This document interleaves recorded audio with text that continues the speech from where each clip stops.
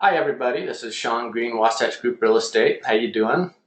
Hey, we are getting near the end of this HUD transaction, and we are on steps 4 and steps 5 of our 5 steps to a successful HUD transaction. So you're almost there.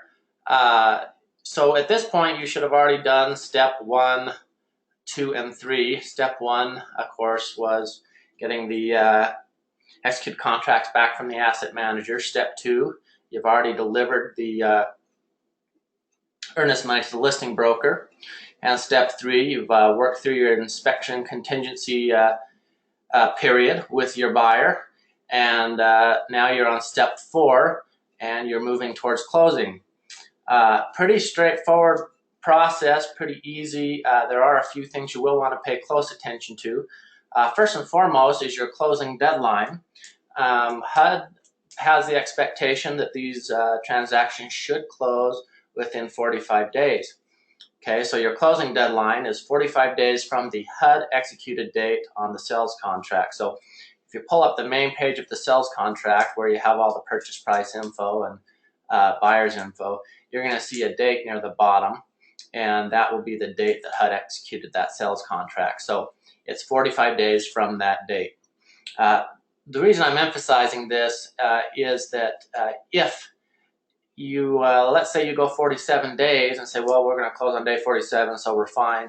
That's not okay. You want to be absolutely sure that a formal extension is filed, because if the contract expires prior to closing, the contract is automatically canceled and the earnest money will actually be credited to HUD. So we don't want to see that happen. We want to be sure everyone's aware of it. During any these steps, prior steps or this step, if anytime during this process your buyer wishes to cancel the purchase of the HUD home, then we have a special form. We mention this particularly during the closing period, because if for any reason the financing fails and it's something you just can't work through with the buyer's lender, this form will become necessary. You'll want to file a formal contract cancellation. Go ahead and click on that. Here's the contract release and earnest money disposition request form. If for any reason a contract cancellation is necessary, please fill this out and follow the instructions. They're very important. So let's talk just a little bit more about this 45-day period. Please emphasize to your lender that HUD is very serious about this 45-day closing time frame. Be sure that the proper emphasis is placed on this. The lender needs to understand how important this is and how crucial this is to HUD. Now, let's assume we have some unique circumstances coming up. There are times where HUD will approve an extension. And so the extension process is very structured, and we're going to go through the steps to complete that process. Biggest word of advice I can give on these extensions requests is please don't wait till the last day to file them. HUD wants these at least 5 days prior to contract cancellation.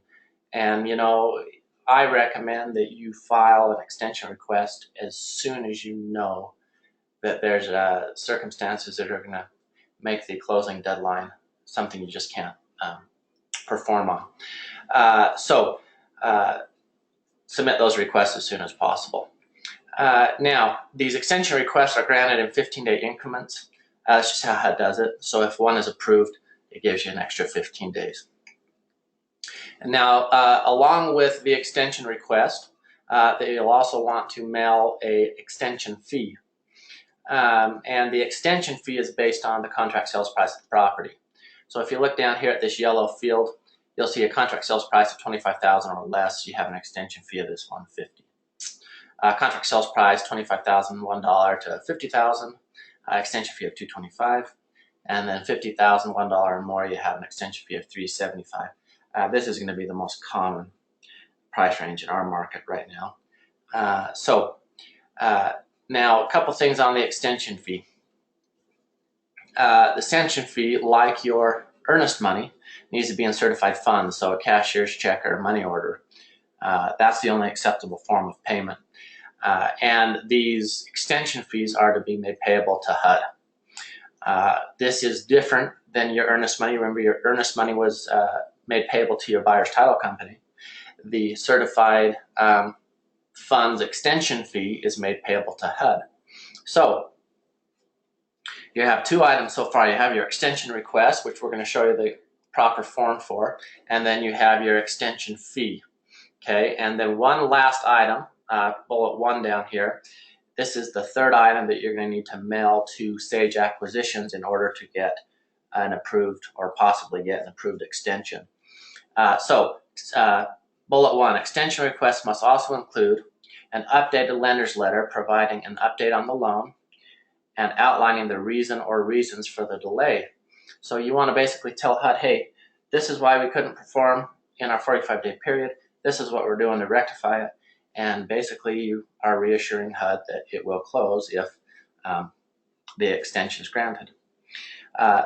This is another thing you're really going to want to stress the importance of to your lender. I've seen some lenders write some pretty short and not very information-full explanations, and those are really not doing your buyer any justice.